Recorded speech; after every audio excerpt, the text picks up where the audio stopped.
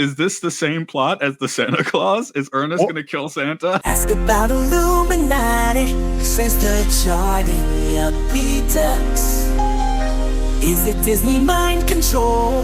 Is this MK Ultra Deluxe?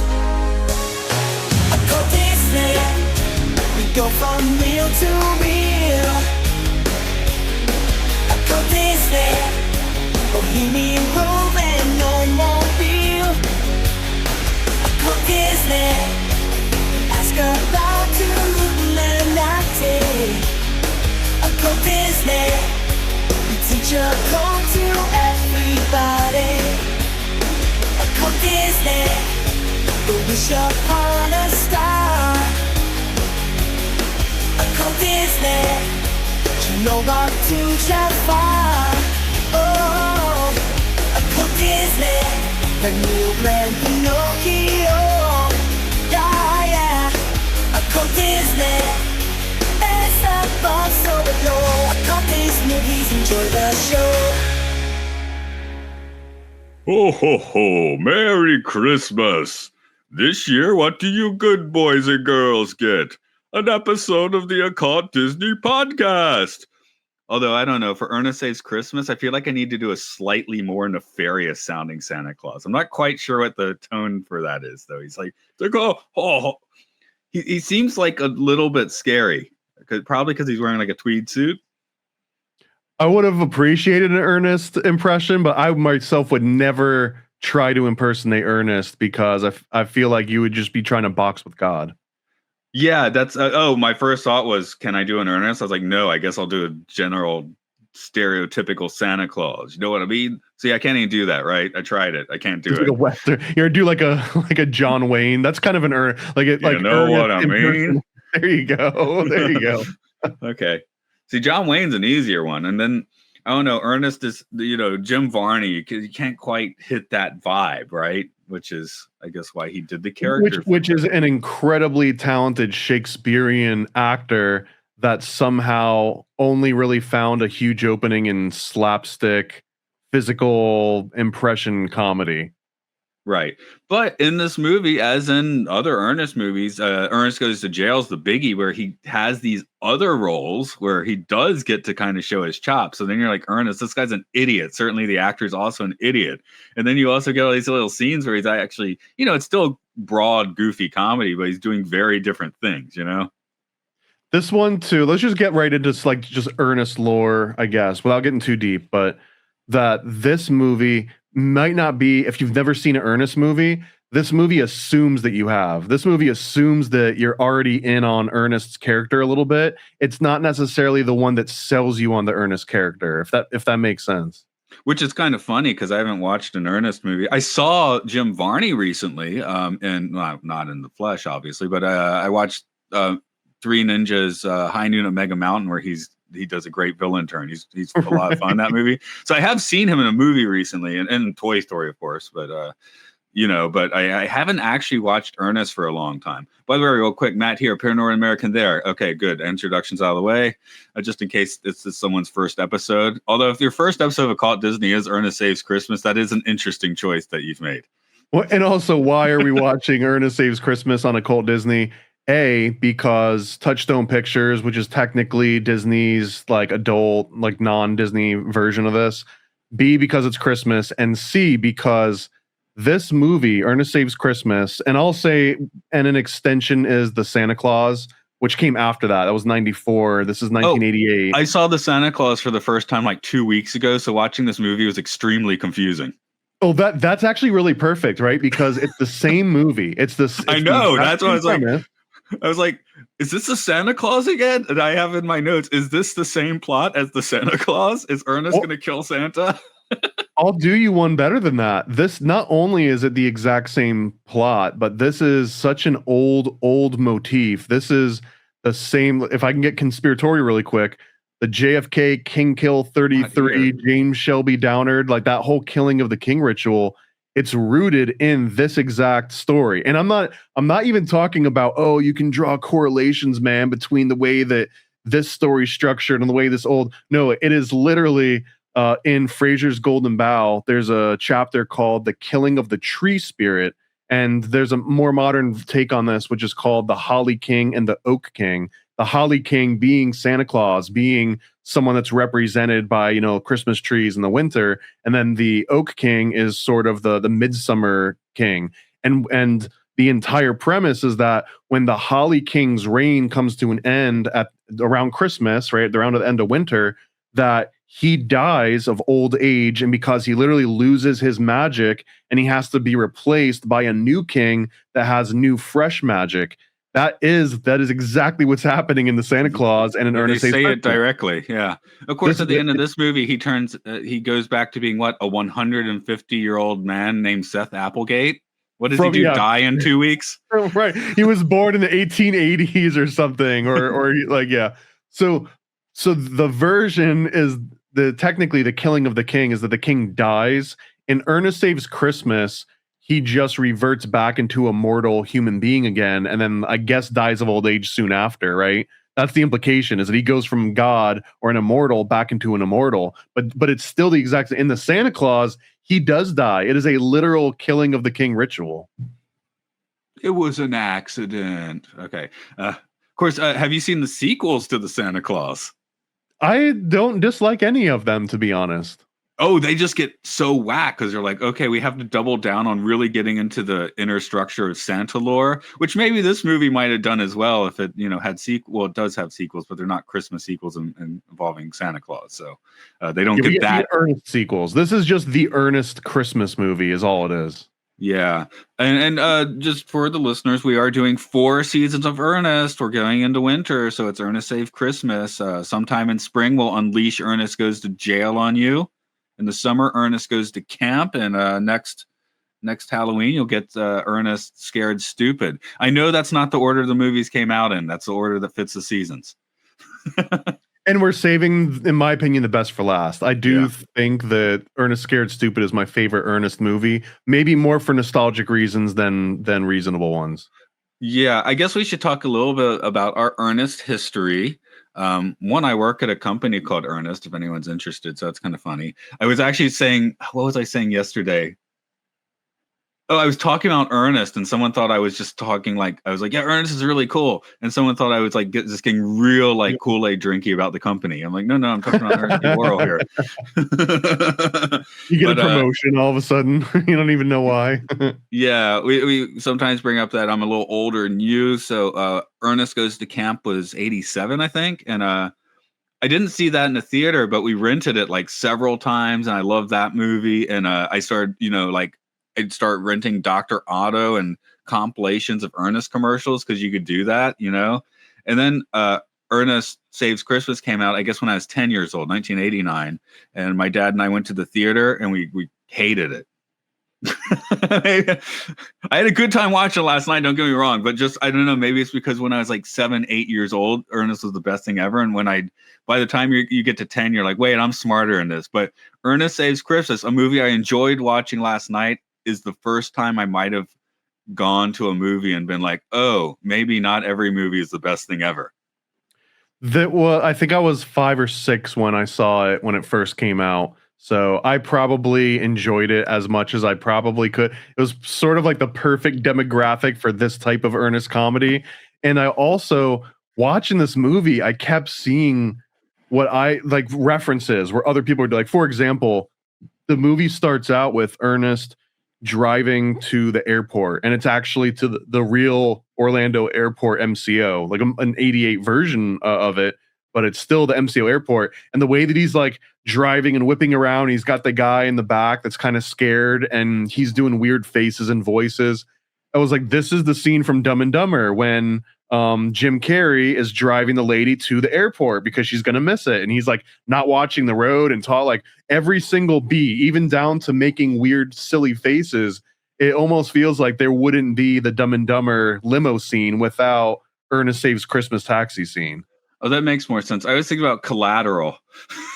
Okay, instead of getting Santa Claus in your car, you get a psychopath played by Tom Cruise. You could have just had Tom Cruise. Yeah.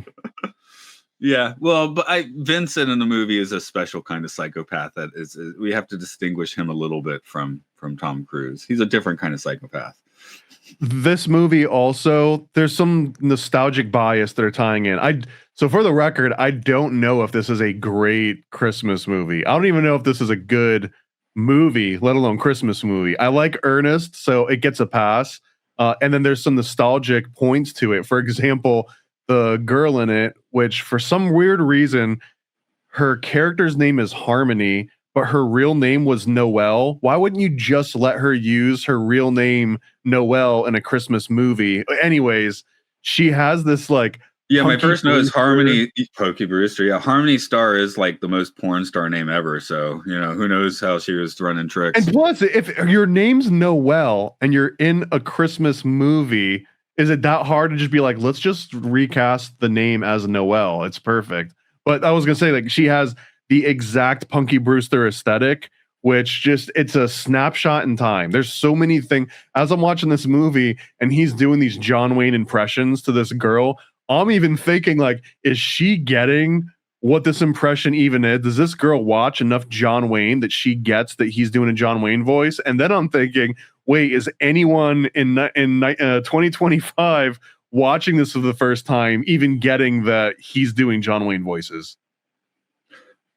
I might have. I think John Wayne was always on you might have been flipping channels, but you're going to run across some flipping channels on, mid 80s Sunday afternoon television. Maybe, but these are real subtle ones. He's not Full saying Metal, like, Full Metal Jacket certainly went on the John Wayne impression, didn't it? Like 2 years right, earlier. Well, they mention his name. They've got billboards in the background that like represent John Wayne, right? But in this one, he doesn't even say the word pilgrim. He'll just like, I'll take care of you, little lady, and that's all you get. But like knowing Ernest's specific flavor of humor and knowing that he constantly did this John Wayne impression, I know what he's talking about, but I don't think the girl does, and I don't think someone the girl's age in 2025 has any idea what the hell he's doing.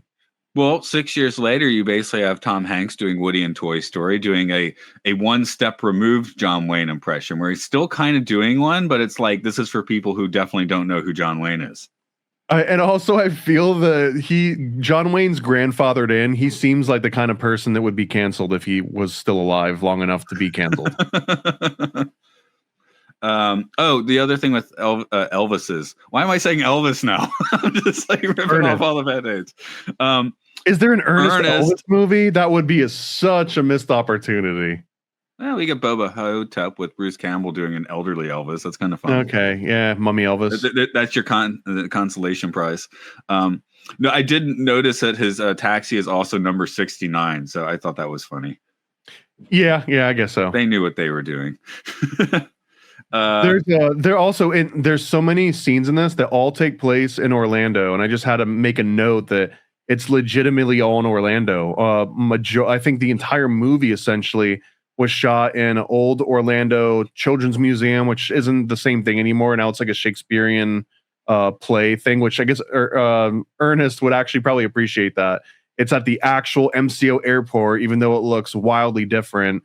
And they even used a whole bunch of spots on the Disney, at the time, MGM Studio backlot. Right. Because the only movies that actually did that. Exactly. This is like the biggest play to make that a real studio. Because 1989 is when that place opened. When it opened, it had the Great Movie Ride and the Backlot Tour, and that's about it, I think. So a big thing was like they could drive you by and be like, "Hey, Ernest Saves Christmas shot this scene here," Yeah, they did. And there's a few other movies I think that we've seen that there's Hulk Hogan's Thunder and Paradise, I think.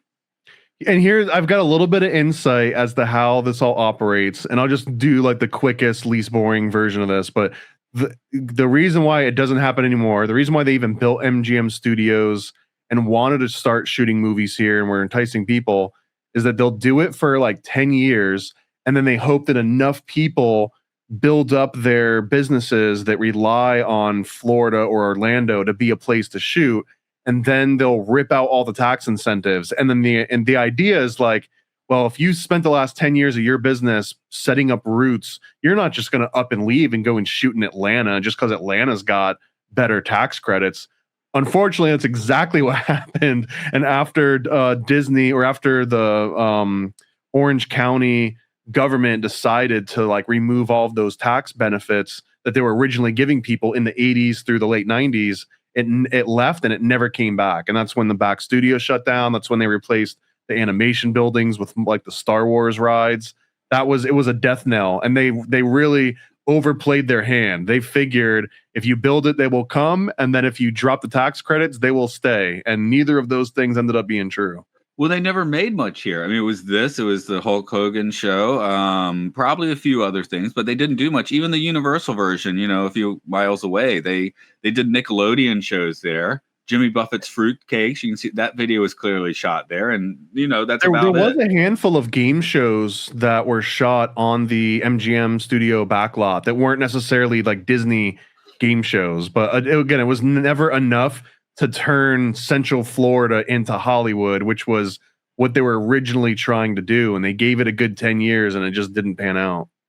And being a pure tourist, I was like, oh, I didn't recognize most of the Orlando places because one, I've never flown in or out, so I haven't been to the airport. It was always you my wouldn't car. though, because MCO is unrecognizable from the version that you see. The MCO that you see in Ernest Saves Christmas looks like a DMV in a small town.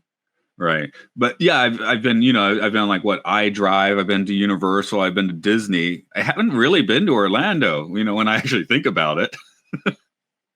That's pretty much everybody. No one really goes. I know. If you go to legit downtown Orlando in the middle of a day, it's just ghost town. There's nothing and no one there.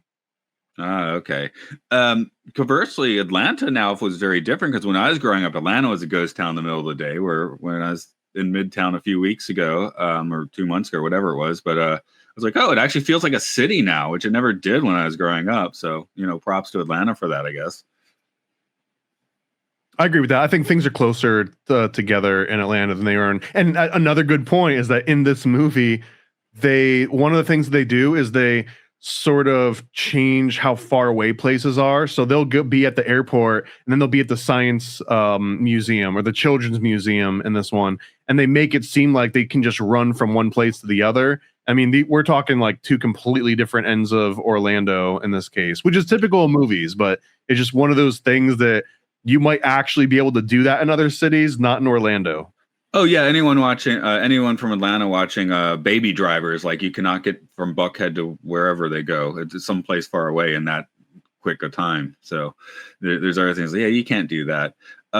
Something I didn't know this. You were mentioning how Jim Varney is like a classically trained actor, and Ernest he was kind of assigned that character. John Cherry is the actual creator of Ernest, but not an actor. So he had to find a guy to do it. He worked for an ad agency, and Ernest starts as a bunch of just ads. So it's like, I have this character, I need to find the right guy to do it. And it just kind of became weirdly symbiotic. And he directs like all of the Ernest movies, I think. Even the ones that aren't Disney. I didn't look this up, and we don't have to look it up right now, but I'm just trying to think my introduction to Ernest. I don't even think it was movies. I think that there was it was either a series of the commercials put together, or I think there was like a TV show or a variety show that he would like make an appearance on and talk to Vern constantly at the camera. It wasn't like feature length. No. As I said, we rented Ernest Goes to Camp and loved it. And as a weird 7-8-year-old kid, I found all those weird compilations and rented those too. So those were readily available in the 80s. I mean, you can probably watch them on YouTube now, When I sent you several lists for this series, we set on four series of Ernest, but I remember sending you 3 plans, one of which is like, we do all the theatrical movies. We just do the 4 Disney ones. Or we do all the weird crap too, depending on how intentionally your Ernest flame was burning. We can get there. Let's do the 4 big ones. Yeah, we'll see if we may go farther. This isn't one of those movies where there's a ton of production. Most of it is like they filmed it by your house, so that's I guess what we have going for it. I usually do spout out numbers: 6.5 budget, 28.2 million box office. This is the most successful of the Ernest films. Even if not the best, the most successful, which makes sense because, again, this is a retelling of a classic tale. So someone that doesn't even really know what they're getting into might be drawn to this one. And I do think that Christmas movies probably do somewhat better than like a camp movie or a go to jail movie, because it becomes a thing that you do constantly. And even if we're just talking about opening box office weekend, for some people in the US especially, Christmas Day is like a big movie day for some reason. It was never for me, but they always have movies coming out because it's when people are off work and they're all together and they're like looking for something to do, I guess. Well, industry-wise, you get a double bump, right? Because this came out November 11th, 1988. It has its opening weekend. It tapers off. Then in the middle of December, it starts coming back up in the box office. And then after January 1st, nobody watches this movie. So you do have to plan it right, because if you open in December, that's already too late. You're just going to get the Christmas rise, and then come January, your movie's out of theaters. So good point. No one's watching a Christmas movie after New Year's.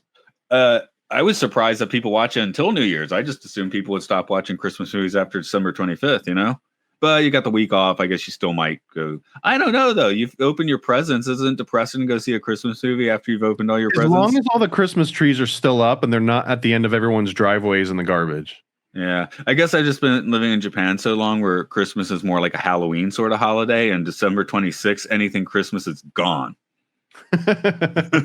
No, I mean, people hang on to Christmas, I think, longer than other holidays. Yeah. Although I still at work, just yesterday I was handing the kids like Halloween snacks. So we still have a bunch of like Halloween snacks left over, I guess. So for the little kids snacking, they're like, Halloween? I'm like, yeah, it's Halloween again. I started singing the Nightmare for Christmas song as programming, right?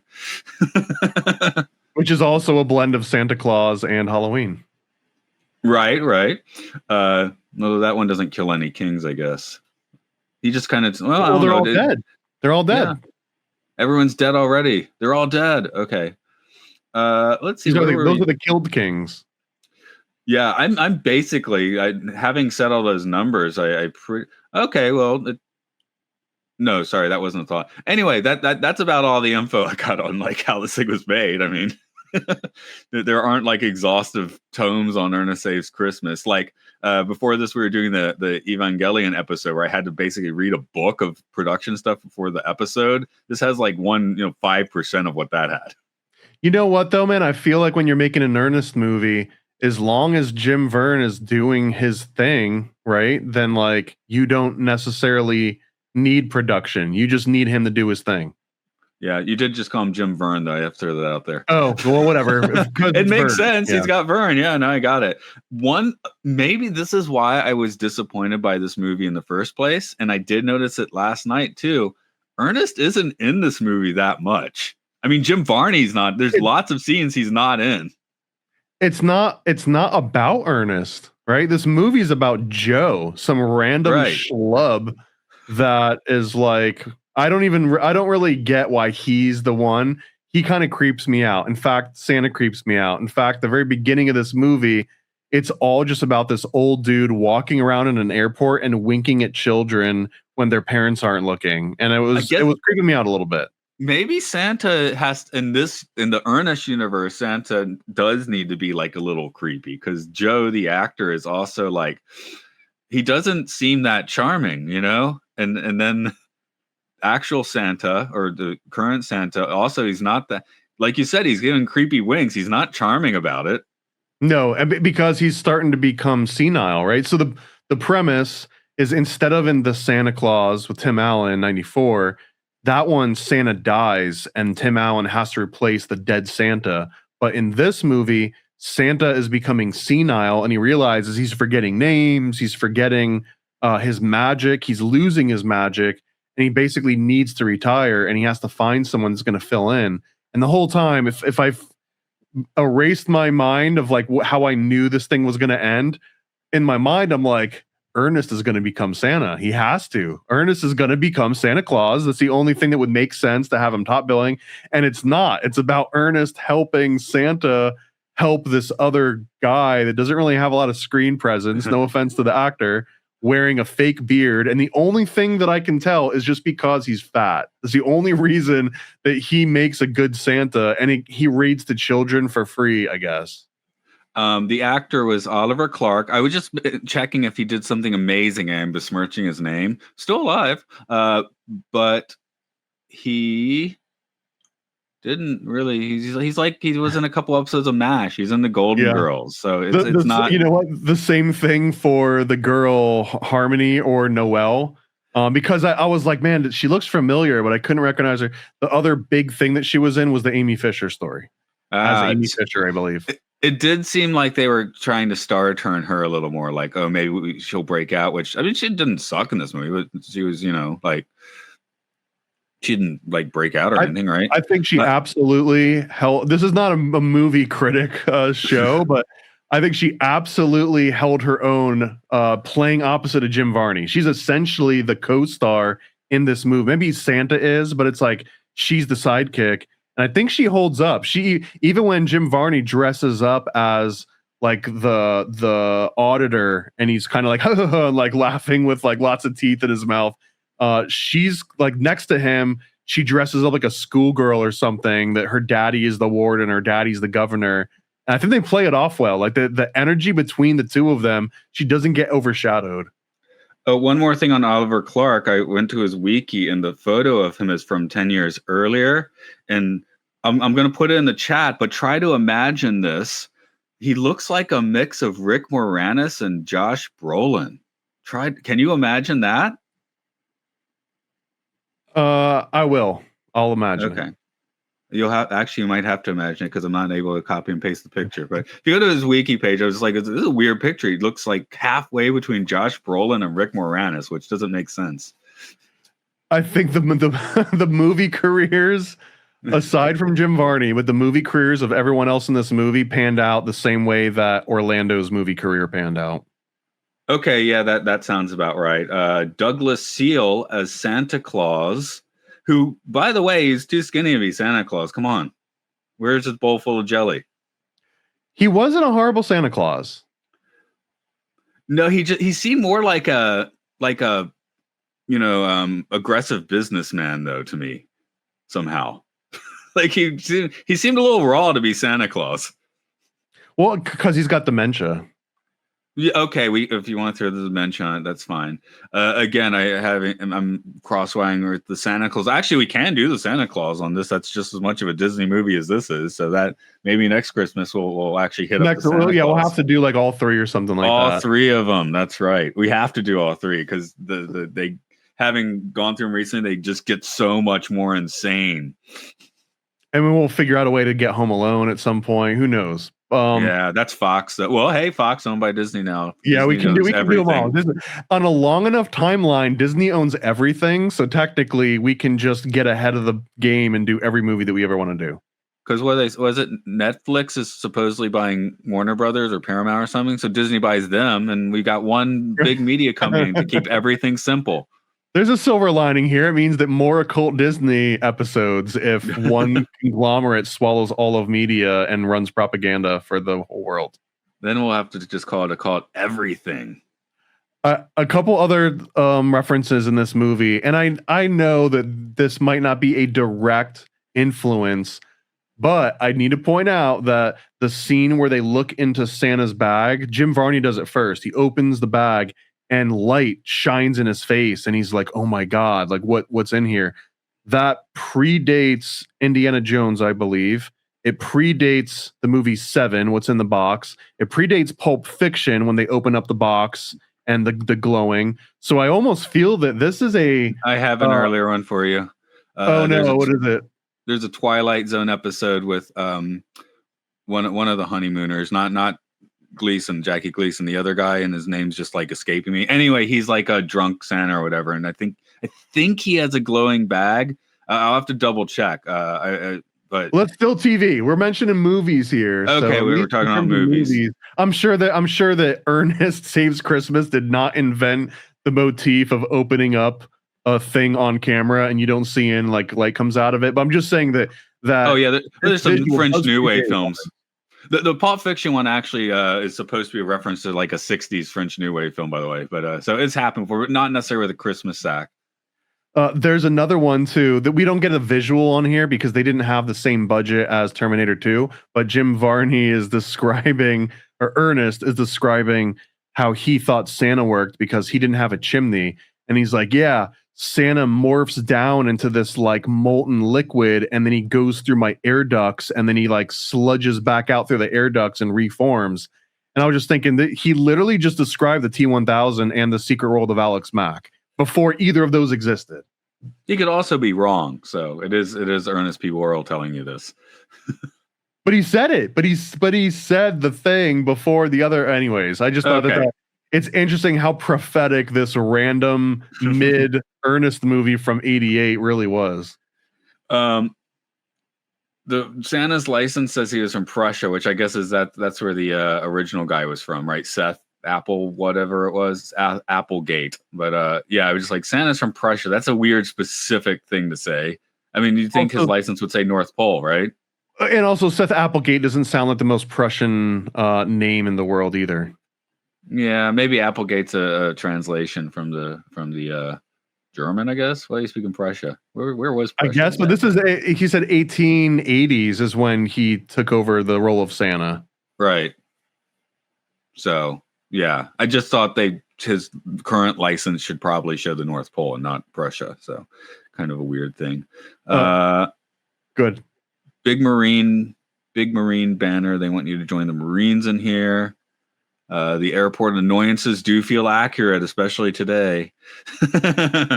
I got the exact opposite read on this. I was like, man, TSA used to not exist, and going through the airport, the guy that had to pass you through, he was the one annoyed, not you going through it, but the worker. And now that complete thing has inverted. Now it's like they're just sitting in the chair doing their job, and you're the one that's annoyed having to go through all this.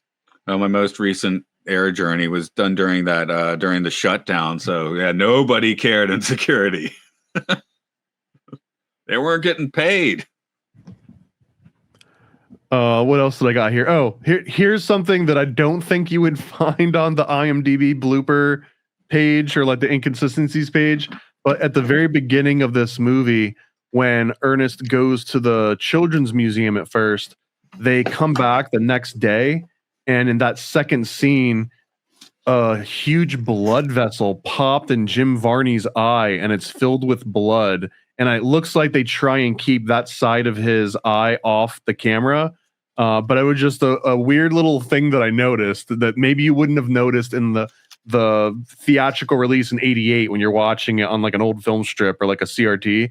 But when I'm watching this thing upscaled, I was like, why is his eye filled with blood all of a sudden? And then they cut to him dressed up as another character, and then it's gone again. So I don't know. I just thought that was interesting.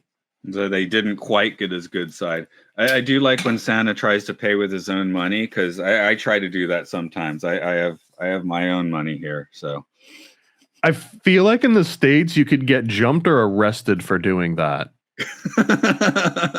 They are the wrong size, if that makes you feel better. This is kind of how the George Floyd riot started too. So just I wouldn't want to start anything. Funny money. That's how it started. Yeah, started over funny money. Actually, well, when I was in the States, I did have the funny money in my wallet. I did not try and pay anyone using my funny money, though. I used actual money. What else here? The characters that we see in this movie are. Ernest has so many characters. In this one, we really just get, I think, like 4 different ones aside from the normal Ernest character. I'm making a mental inventory here, though. But we get the auditor kind of aristocracy guy. I don't really know a better phrase to give him. He's got his hair slicked back and he's all teeth. And it's got the mother with the neck brace, which is probably my absolute favorite Ernest character by like a large margin. And then we have the backwoods redneck hillbilly Ernest, Southern Madman Ernest, which is also a pretty decent version of him, right? And I think there was I love one the Southern other one that we Madman. get. Yeah, I was impressed that you were actually getting through all those. So, by the way, you might have seen a short-lived TV series called Hey Vern, It's Ernest. That might when you were talking earlier. 100% I did. I want to say it was on USA. Am I right about that? I don't know what it was on. Well, I guess I could click on it.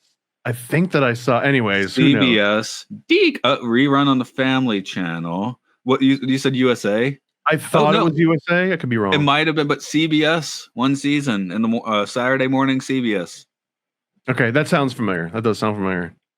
And one of the things I had rented was the Dr. Otto movie, which I was very confused by as a kid because there is a little bit of Ernest in it, but Jim Varney's mostly playing other characters, and I was too young and stupid to work out that the same guy was just doing a bunch of characters. Maybe that was another disappointment for me when I saw Ernest Saves Christmas. I didn't quite pick up that Jim Varney just does all these characters. I'm wondering what a version of Ernest Saves Christmas where he does all the characters would look like. Like he's Santa, he's Joe, he's Noel. I think that Eddie Murphy does that. Okay, yeah. Go. You want to see the clumps in that case? I kind of do. It's not a bad series. But I do think Jim Varney works better when he has someone to play off of. Like him in a vacuum, it doesn't necessarily, unless he's doing a villain monologue in a villain role, that could work. But him in a vacuum is the original Ernest because it was just him talking to Vern, who doesn't even exist, through a camera. You're Vern. You are Vern. Ernest is interacting with you, the viewer. That's the charm of them. I guess, but also those are 30-second clips, right? This is a feature-length movie. Yeah. 30 seconds, yes, you can just have Ernest doing his crazy thing for 30 seconds. It's fine. A 90-minute movie, you're going to have a little bit of trouble. Should Ernest have become Santa Claus? That they 6 years later, 5 years later, they had the balls to let Tim Allen become Santa Claus. I was expecting him to become Santa Claus. It would have made more sense for Ernest Saves Christmas. And the Joe guy, I just don't get why they gave him all. Like the Santa Claus does what this movie is trying to do better, but it doesn't have Ernest in it, right? So it's like, do you want an Ernest movie or not an Ernest movie? But ultimately, the Santa Claus does this plot 100 times better. Right.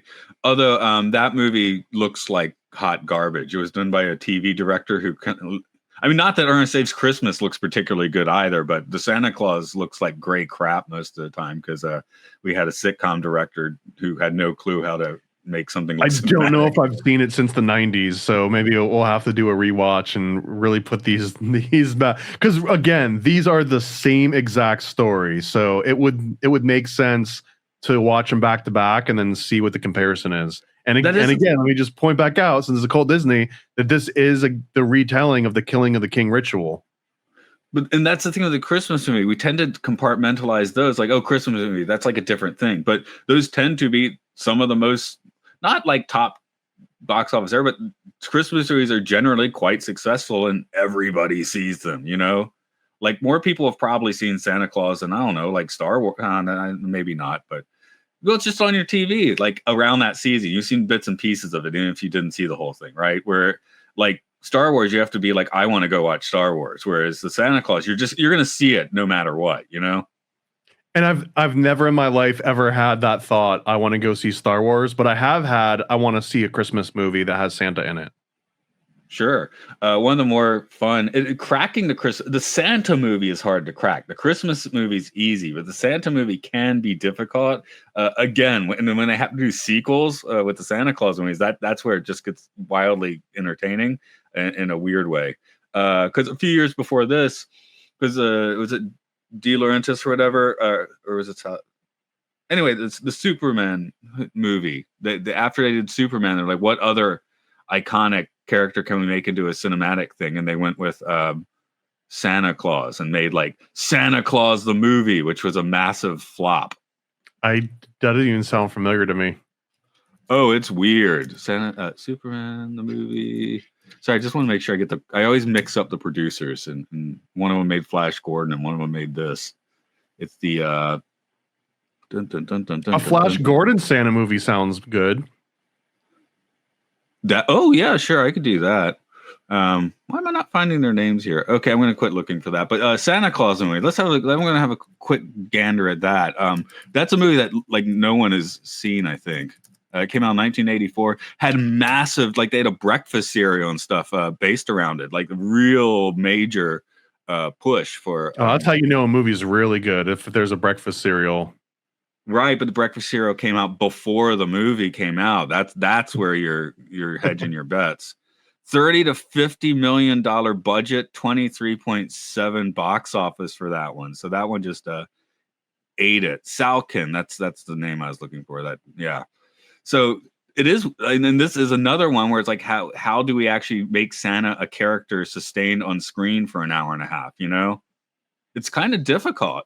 They don't do it in this one. I gotta say, Ernest Saves Christmas is not a great Santa movie, even though it's no. They about put him in a it's suit. not. It's just a dude in a suit that's not that fat. You know. It's a little what is it? Miracle on 38th Street, or I always get the number wrong, but you know what I'm talking about. It's like the Yeah, I most know what you're talking about. classic Christmas Mhm. movie, and that's also Santa in a regular suit in a courtroom.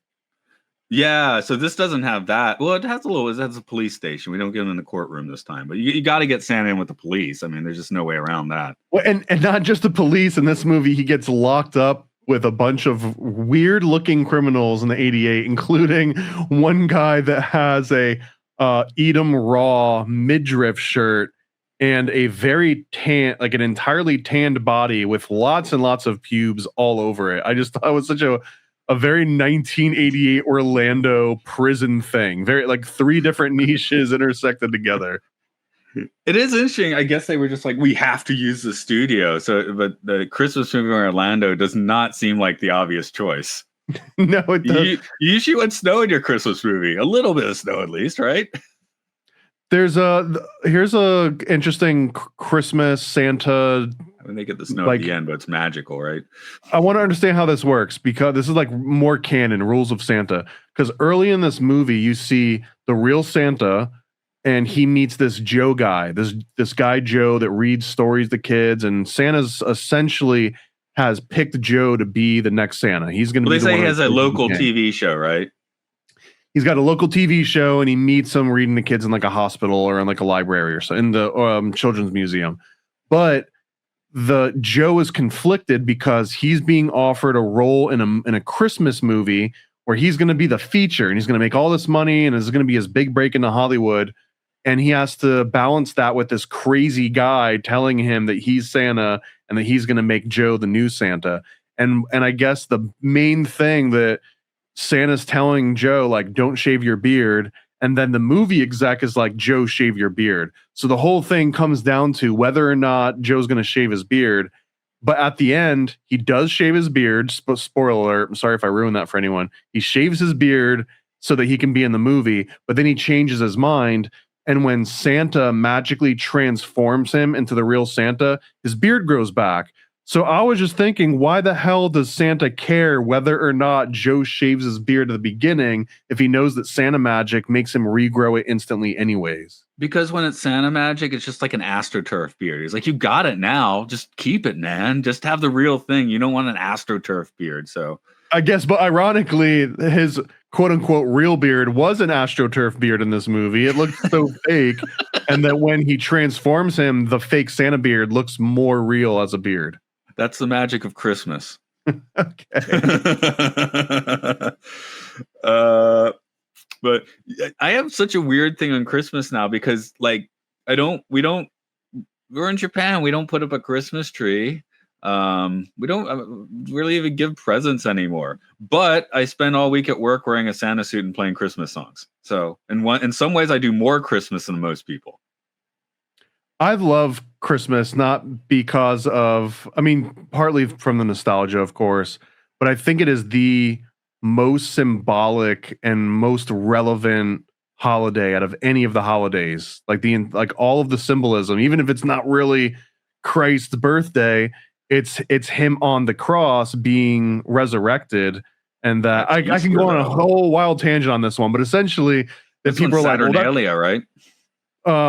Yeah, but the other aspect of this too is that this is the actual rebirth, even though his resurrection story is supposed to be in April, because April was originally the beginning of the year, because the old astro-theological view of the world would look at April 1st being the first day of the new year, back when the old calendars existed. And then when like the global shift changed to a new calendar system and also to this new concept of Christmas, that's when April Fools was originally discovered, is that if if you continue to celebrate the resurrection of God on April 1st, then you're an idiot because you're behind the times and you're worshiping the old gods, and that's why it becomes April Fool's Day. That like you are a fool for continuing to use April as the first month of the year when everyone else has shifted to January as the first month of the year.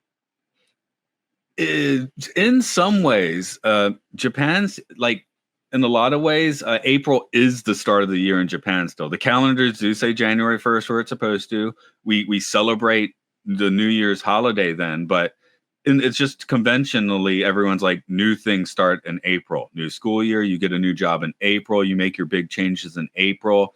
In mindset, April is the beginning of the year here. Yeah, I mean, and that's because it actually is the beginning of the new year. Like that's another reason, for example, the month March, which is named after Mars, the god of war. The reason why it's named after Mars is because that was the first time that the climate would be favorable to send your army back into war. So that became the sort of end/beginning of the year, because that's when you could be active again. Prior to March, you're kind of dormant. So you're not the old way of looking at the way that the seasons work. It's not that the year starts when you're dormant. It's that the year begins anew when you're ready to be refreshed and activities starting again, which would have been end of March, early April. Although it did work out for me going to an American school. Oops. Because in Japan, I was born in March. I'd be the youngest kid in the class, whereas in America, I'm right in the middle of the class, age-wise. So that worked out nicely. My nephew was born March 15th, and he was through all of elementary school. You know, he's the runt kid in the class because he was the youngest in the class.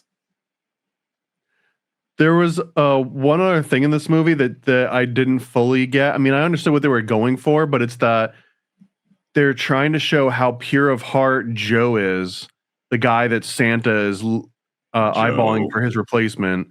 And Joe, he ends up doing the movie, and the movie is weird, man. It's about like this weird Christmas tree monster that he shoots in the face, and then he says a bad word in the scene, but he doesn't want to say the bad word because there's children on set. And they're like, oh, don't worry, they work in Hollywood. You know, they hear these words all the time. He's like, yeah, but I've never said a bad word in front of a kid. And this is what makes him leave Hollywood. And I'm just thinking, like, he actually wanted to be an actor. He wanted to go and do movies. And he's going to stand up over, I don't want to say a bad word in front of a kid. Thank God. I mean, Harvey Weinstein was active in this time period, right? Like, this is an actual world when Harvey Weinstein is doing his thing, and yet they're trying to show that this pure of heart actor is just like, I won't even say the F word if there's a child in earshot. Harvey will say the F word to you. Like, send that kid over here to my office after you're done with him. I need to massively rip apart several more international films. That's what he was doing at the time. He's putting international films out in the States and then heavily editing them. Not for content, just so they'd be shorter and you could play them more and stuff. I mean, yeah, let's not get into like the man versus the artwork. He made a lot of movies happen that never would have happened. So no, at this point though, this is when he started out like kind of like intentionally ripping apart movies, kind of. So there's always that creative thing was never quite there. You don't rip apart someone else's movie for S's and G's, you know. Well, let me ask you, does Ernest Saves Christmas, and you're a freaking Japanese now, so I don't even know if this even matters to you, but does Ernest Saves Christmas make your Christmas movie list? No, it didn't at the time. Scrooged made the list very much about the same time this came out. Scrooged, I'm just going to throw out, I do prefer Scrooged to Ernest Saves Christmas. Do you have a ultimate Christmas movie? It might be Scrooge, to be honest. I like that. We're talking Bill Murray Scrooged. Yes, Bill Murray's Scrooged, which was Paramount Pictures. Sorry, just checking if it was Touchstone or not.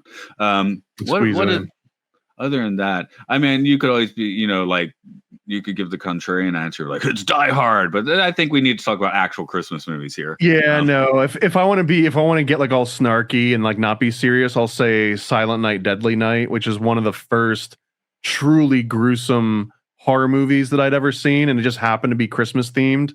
But my current all-time favorite Christmas movie is a fairly new one called Violent Night, and I think that it does one of the best jobs of doing this whole like retcon Santa and Saint Nicholas's real background history, is that he was like a Viking berserker warrior that just slowly morphed into this children's character, but that ultimately he's still this warrior and he is eternally fighting Satan. Oh, you know what? Also, here's the one that gets me, and it came out 3 weeks after this. They did dare release it on December 1st. Is a National Lampoon's Christmas Vacation. So okay, yeah. Even this year, that for me kind of just like instantly, punted Ernest out of the pond. Sorry. Yeah, Ernest. that's a freaking good one, man. That's really, really hard to not be nostalgic for that one. There's even another movie with him that Scrooge was 1 year earlier, just to throw that out there. Sorry. There was another Chevy Chase movie that takes place at winter, but it's not necessarily about Christmas, but it's when he moves to that town and everybody hates him, but like he's trying to sell a house. What is it? Oh, Funny Farm, maybe? Funny Farm. I think it's Funny Farm, which had like it comes to a climax during Christmas, even though it's not necessarily a Christmas movie. Of course, then I had to make a movie with him. Chevy Chase is known for breaking people when he makes movies with them. Most notoriously, Chevy Chase may have broken John Carpenter, which is kind of depressing. Because up until Memoirs of Invisible Man, John Carpenter's run is just impeccable. And after that, he just can't quite make a good movie again. I mean, they're okay, but not really that good. So there is the Chevy Chase broke John Carpenter plot thread that you can pull on. I'm still waiting for a good Invisible Man movie. There was a weird 2000s one that I want to say had Kevin Bacon. I might be wrong on Hollow that. Man. Yeah, that's Verhoeven's last American film, I think.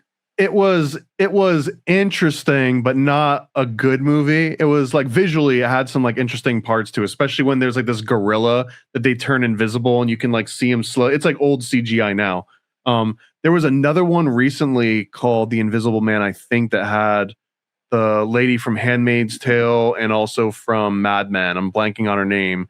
And that one got fantastic reviews. And I watched it and I was like, I saw it playing on other people's screens on the airplane a few months ago, and I was like, whatever. Yeah, I don't know, man. Sometimes movies come out and people go crazy over them. They're like, oh my God, this is the best movie ever. And I watch it and I just wish that I hadn't. On the plane, I did watch, like I watched Wicked, right? The first one. And my controversial take on that movie was like, it was fine. I feel like people are like, oh my God, this is the best thing ever. And I'm like, yeah, it was good. I'm not a musical. With it. Yeah, it is a musical. Okay. So you could skip that one. Well, no, I actually watched it when it came out, but I skipped all of the singing parts. Ah, that's an interesting way to do it. So it was only like a 40-minute movie out of what, like 2.5 hours. I was like, I had a good time, 7 out of 10, but yeah, people are like, best thing ever, 10 out of 10. What are you talking about? So Ernest said, what would I give Ernest Saves Christmas? I had a good time watching it, but I've just thrown out like 3 other Christmas movies made around the same time that are much better. I mean, it's really a 5, isn't it? Yeah, I'm saying like a generous 5. Yeah, I felt like I was being a little generous with that. So that said, had a good time. If I do watch Scrooge or National Lampoon's Christmas Vacation, I know those movies too well. So I watch this one. At least I don't remember everything or much of it. So when he says he fell on his puss, I'll sit there giggling for 2 minutes. It's not bad. I'm glad maybe we're starting out with this one as the first Ernest movie, because I do think that. And I don't remember them all in that much detail, but I think that they're all uphill from this one. Like this one, they leaned a little heavy into that you already love Ernest, and they're also leaning into, and you gotta love Santa, right? And now you love Joe too. That was the bridge too far. I don't love Joe. Joe's creepy, man. I don't know. I don't know what it is about older guys that surround themselves with children. I've lived in a world. I grew up in the Satanic Panic, so I don't trust any adults that like to be around children. And we've got what?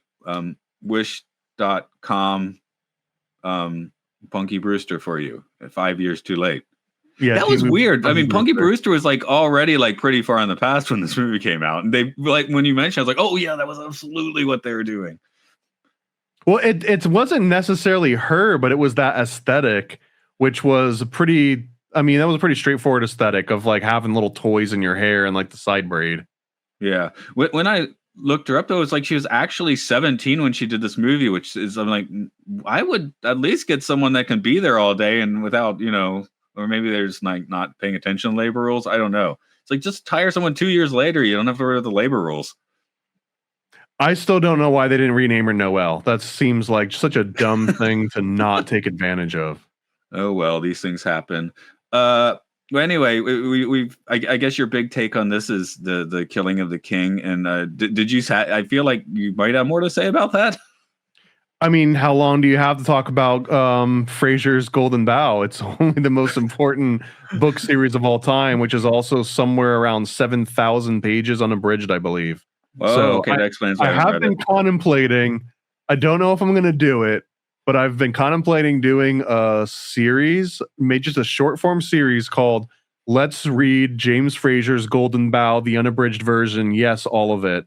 And I think that like the title of the show is long because the content of the show is long. I don't know. Maybe I'm like it's too meta, but I do think this is famously there was a interview with Stanley Kubrick talking about how he went and saw one of the head of one of these studios, and he showed up with the entire unabridged version of the Golden Bough. Like it's like 12 books long. Each book is 700 pages. He's working out. Right? Yeah, you get some exercise. He shows up and he's trying to get this exec to like read it. He's like, "Yeah, no, I got you this whole set." And the guy's like, "Stanley, I don't have time to sit down and read fairy tales for, the next year." And his quote, which I'm going to butcher and paraphrase, but it was like, "These aren't fairy tales. This is your life." And that like he took the importance of James Frazer and the Golden Bough so incredibly seriously that he truly wanted this exec to read this. But obviously there were two different worlds, but the monumental importance of the Golden Bough's work, which is really just James Frazer doing pattern recognition, saying like, wow, that's crazy. Native Americans and Japanese and Europeans and Africans all seem to be following these exact same motifs over and over. The number one motif being this killing of the king ritual. And one of the most obvious forms of that, again, was this particular one. It was called the killing of the tree spirit.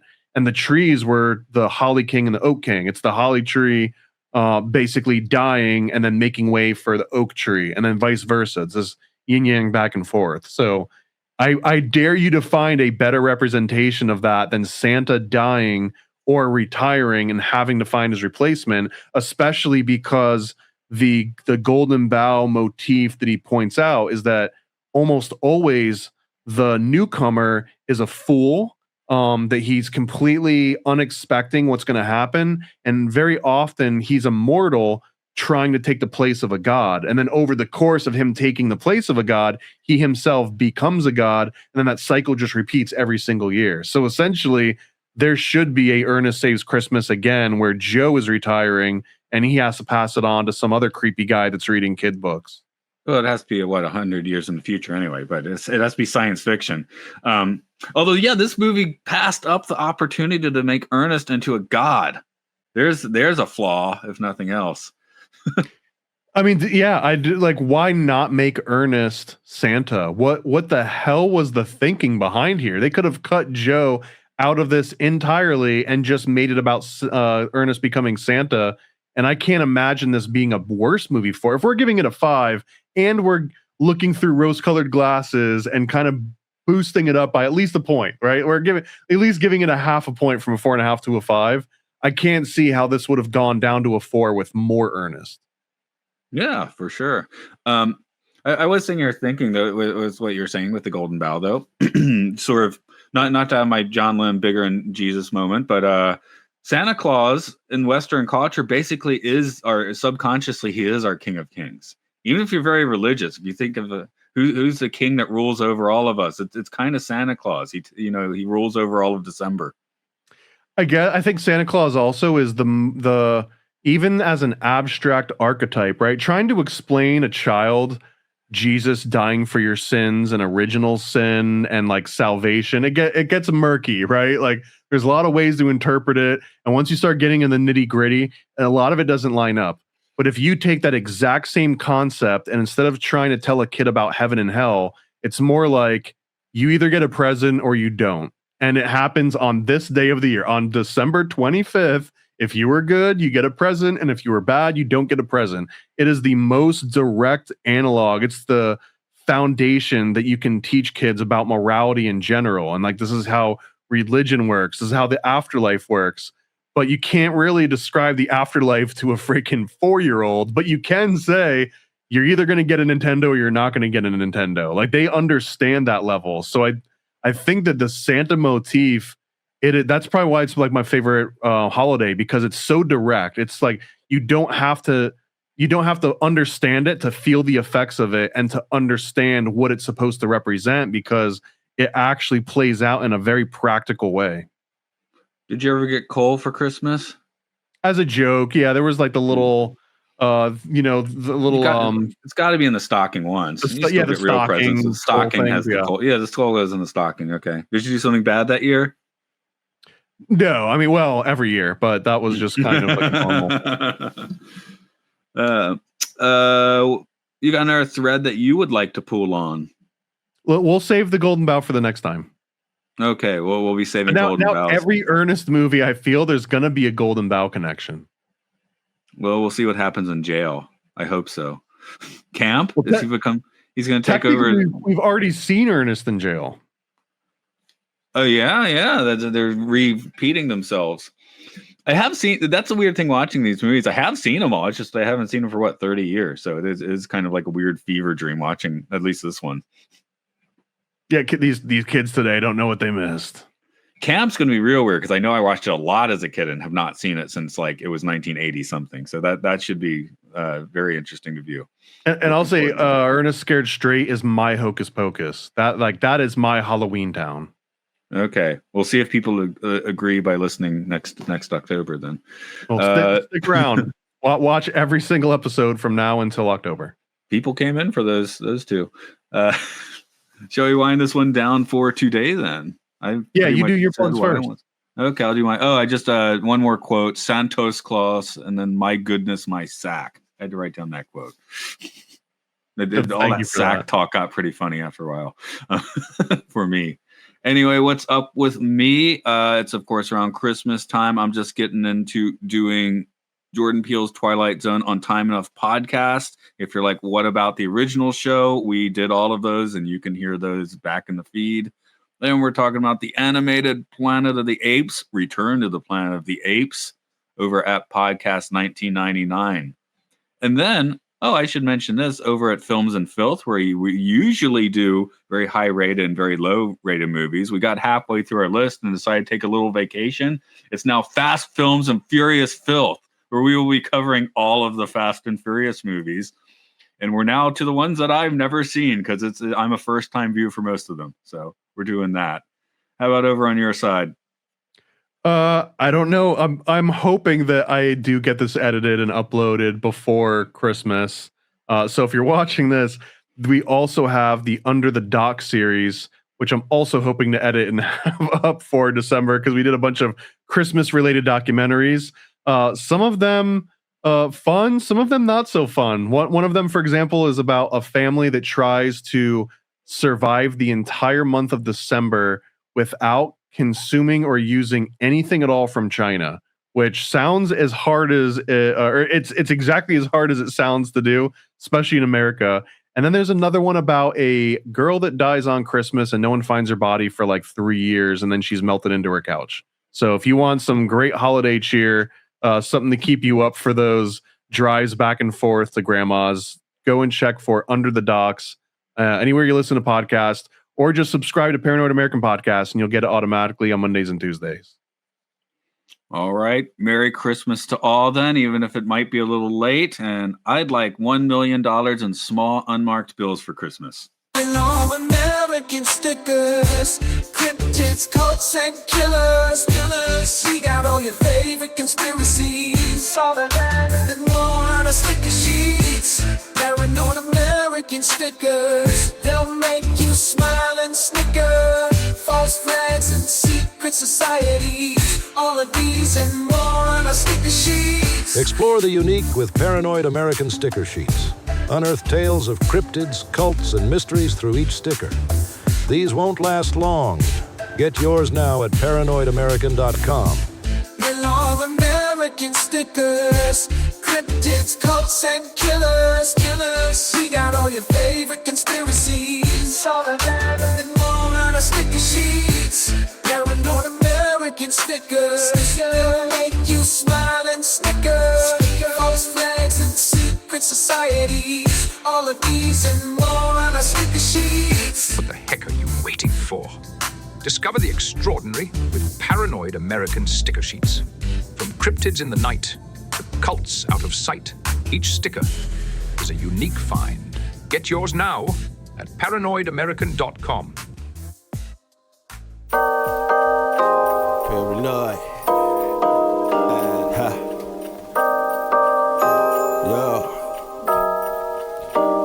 I scribble my life away, driven to write the page. Will it enlighten your brain? Give you the flight, my plane paper, the highs ablaze. Somewhat of an amazing feel when it's real to real. You will engage it. Your favorite, of course, the Lord of an arrangement. I gave you the proper results to hit the pavement. If they get emotional, hate, maybe your language, a game, how they playing it well without Lakers. Evade them, whatever the cost, they are the shapeshift. Snakes get decapitated, met is the apex.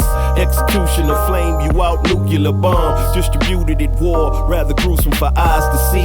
Max them out, then I light my trees. Blow it off in the face, you're despising me for what though? Calculated and rather cutthroat. Paranoid American must be all the blunt smoke for real. Lord, give me a day away, vacate. They wait around to hate whatever they say. Matters not in the least bit. We get heavy rotate when a beat hits, so thank us, you're welcome. Fuck the niggas for real, you're welcome. They ain't never had a deal, you're welcome. Man, they lacking appeal, you're welcome. Yet they doing it still, you're welcome.